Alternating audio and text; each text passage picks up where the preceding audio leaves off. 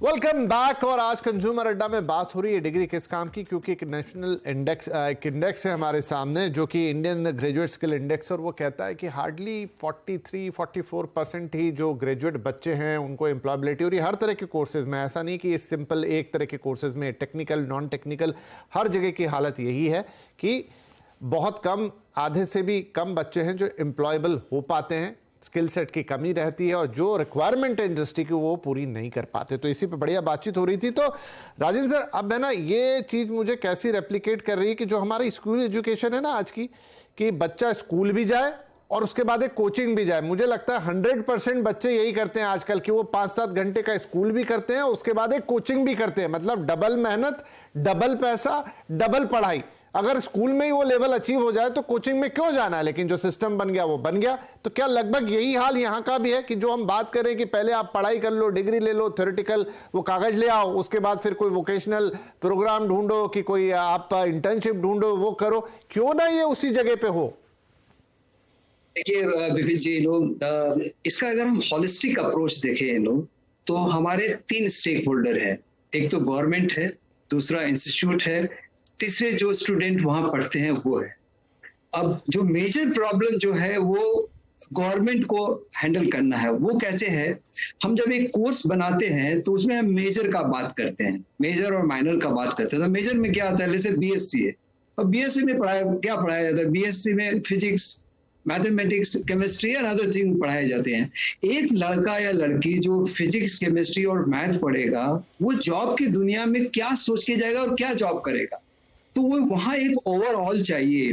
वहां ओवरऑल, जैसे post graduation में आज एमबीए के लड़के को क्यों ज्यादा जॉब मिल जाते हैं, क्यों 80% प्लेसमेंट हो जाता है या कुछ? पर सर ये जो इंडेक्स कह रहा है, ये तो जो टेक्निकल पढ़ाई कर रहे हैं उनके लिए भी बहुत अच्छी रिपोर्ट नहीं दे रहा। वहां पर भी परसेंटेज 50% से भी कम है। चलिए, कॉमन डिग्री का तो छोड़ देता हूं मैं, प्लेन डिग्रीज का। टेक्निकल का जो बोला है, I do not agree with that. जो आर्टिफिशियल इंटेलिजेंस के बारे में बताया या मशीन लर्निंग के बारे में बताया, because today market is down IT का। जस्ट आज से 8 महीना पहले आर्टिफिशियल इंटेलिजेंस, मशीन लर्निंग का, आईओएस का डिमांड इतना था। I have 60,000 workforce and I work with so many IT clients. 8 महीना पहले इतनी रिक्वायरमेंट थी, we were struggling to get the people, so हाँ, सर, तो यही तो जवाब है। I think they are struggling to get the people. ऐसा नहीं है कि जॉब कम है, लेकिन उनको वो प्रॉपर कैंडिडेट नहीं मिल रहे। हाँ, तो देखिए इसका जो आंसर ये है कि हमें अपने जो पढ़ाई का तरीका है हमारे ग्रेजुएशन का, वहां पर चेंज लाना होगा। ये जो मेजर का हम बात करते हैं, उसके साथ साथ हम जो अलग से स्किल इंस्टीट्यूट बना रहे हैं, एनएसडीसी या स्किल इंडिया, हम क्यों ना उस स्किल को अलाइन कर दें with the graduation course itself. बिल्कुल, ये अच्छा, ये एक अच्छा सुझाव है आपका। क्विकली, अब मैं, क्योंकि समय मेरे पास सेगमेंट में कम रहता है, संजीव जी आपका सुझाव, आप कुछ कहना भी चाह रहे थे। मैं ना वापस इंजीनियरिंग पे लेके आऊंगा, क्योंकि ये रिपोर्ट पूरी टेक्निकल पे फोकस्ड है। एंड बीइंग एन इंजीनियर, और अभी बहुत सारे इंजीनियरिंग कॉलेज से हम काम कर रहे हैं, इसमें बहुत क्लियर है कि इंजीनियरिंग करिकुलम में प्रैक्टिकल पे फोकस करना पड़ेगा। जैसे हम लोग बात करते हैं, आप एक इलेक्ट्रिकल इलेक्ट्रॉनिक्स इंजीनियर बनना चाहते हैं, अगर आपने 4 साल की इंजीनियरिंग के बाद एक प्रोडक्ट डेवलपमेंट नहीं सीखा कि कैसे एक प्रोडक्ट बनाएंगे, आप खुद इमेजिन करिए, India is considered to be engineering hub, but कितने प्रोडक्ट हम बनाते हैं? क्यों सारे नए प्रोडक्ट यूएस में और यूरोप में बनते हैं? और ये आपको आंसर मिलेगा कि हमारे जो इंस्टीट्यूशन, जो हमारे कॉलेजेस हैं, इसमें ये इंफ्रास्ट्रक्चर नहीं बन रही। अगर आप इलेक्ट्रॉनिक्स के स्टूडेंट हैं और अगर आप इलेक्ट्रॉनिक्स का प्रोडक्ट नहीं बना पाते, तो फिर वो 4 साल की इंजीनियरिंग करे क्या फायदा? तो I think the most important thing is कि 2-3 सुझाव मैं देना चाहूंगा। एक, कॉलेज अपने इंजीनियरिंग कॉलेजेस में प्रैक्टिकल परसेंटेज को बढ़ाए, और उन प्रैक्टिकल कोर्सेस को करने के लिए आप इंडस्ट्री से एक्सपर्ट्स को लेके आइए। आप ऐसा कोलैबोरेशन बनाइए कि आपके इंडस्ट्री के प्रैक्टिकल लोग जो ऑटोमोबाइल में हैं, जो पावर में हैं, जो इलेक्ट्रॉनिक्स में हैं, वो आए आपको लैब में बताने के लिए कि किस तरीके से ये चीजें की जा सकती हैं। और इंजीनियरिंग की डिग्री के साथ आप एक आउटकम बेस्ड बनाइए कि सिर्फ पेपर लिख के एग्जाम पास करके आपको डिग्री ना मिले, आप कुछ बनाएं, एक कुछ प्रोडक्ट डेवलप करें, कोई प्रोटोटाइप डेवलप करें, कुछ इस तरह करें। जैसे अगर आप रिपोर्ट में देखें विपिन जी की सॉफ्ट स्किल का परसेंटेज बढ़ गया 57%। बिल्कुल बिल्कुल। आप अगर याद करें 10 साल पहले कंपनीज यही कहती थी कम्युनिकेशन खराब है, प्रेजेंटेशन खराब है।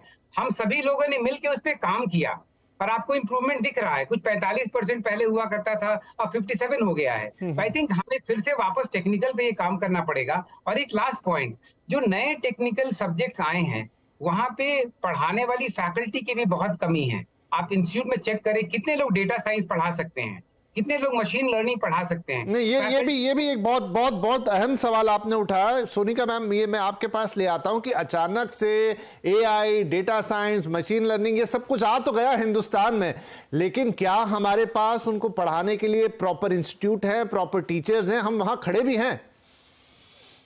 तो देखिए, यहाँ पे मैं बोलूंगी कि ऑर्गेनाइजेशन एक बहुत इंपॉर्टेंट स्टेक होल्डर है।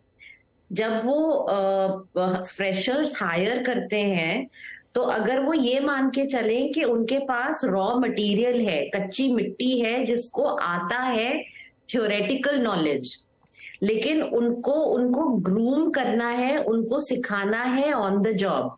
तो चाहे वो उनको जीईटी की तरह लें, जैसे भी लें, उनको 1 साल ग्रूम करें। अगर वो उसको उस इन्वेस्टमेंट की तरह लें, ये मान के कि हमारे पास पॉसिबली इतनी ज्यादा फैकल्टी नहीं है इन सब्जेक्ट्स में जिनको वर्क एक्सपीरियंस, प्रैक्टिकल एक्सपीरियंस शायद इन फील्ड्स में उतना ज्यादा हो कि इन बच्चों को दे सके। सो यहाँ पर हमारी कॉर्पोरेट्स बहुत ज्यादा इंपॉर्टेंट स्टेक होल्डर हो जाती हैं for the transition from being a student to a performer. नहीं तो ठीक है, बिल्कुल बिल्कुल आपका सुझाव सही है। आई थिंक जो पूरी बातचीत का सार है, शायद रातों रात तो नहीं है, लेकिन जो टाइम की डिमांड तो है कि वो जो रिफ्रेश बटन दबाने का जो वक्त है ना, वो आ गया है। हम ऐसे जंक्शन पे खड़े हैं, हम चाइना +1 की बात कर रहे हैं और सब कुछ देश में हो रहा है, बहुत कुछ हो रहा है, लेकिन हमारे जो स्किल सेट है, हमारे जो यंगस्टर्स हैं, वो जो पढ़ भी रहे हैं, मेहनत भी कर रहे हैं, लेकिन वो लेवल नहीं एक्वायर कर पा रहे जिसकी जरूरत है। तो ये जो सारी बातें आज हुई हैं, चाहे वो गवर्नमेंट के एंड पे हो, चाहे कॉर्पोरेट्स के एंड पे हो, चाहे कॉलेजेस के एंड पे हो, सबको थोड़ा थोड़ा थोड़ा यहाँ पर अपना कंट्रीब्यूशन करना पड़ेगा। कोई एक कॉमन लिंक होनी चाहिए जो इन सबको जुड़े। एनईपी आ चुका है, लेकिन उसको भी अभी उस लेवल पे पहुंचने में वक्त लगेगा, जैसा हमने कहा। लेकिन जो भी हो, अब ये तमाम लोगों के सोचने का विषय है जो इसमें काम कर रहे हैं। जो हमारे पैनलिस्ट हैं उस तरह के लोग हो गए, जो एजुकेशन पॉलिसीज बना रहे वो हो गए, कॉर्पोरेट्स हो गए, कि ये रिफ्रेश बटन तो आपको दबाना पड़ेगा अगर हमको यहां से ऊपर जाना है। बातें जी मैं चाह रहा हूं और भी हमारे मेहमान कुछ कहना चाह रहे हैं, लेकिन थोड़ा समय का तकाजा है, फिर किसी दिन इस पर बैठेंगे।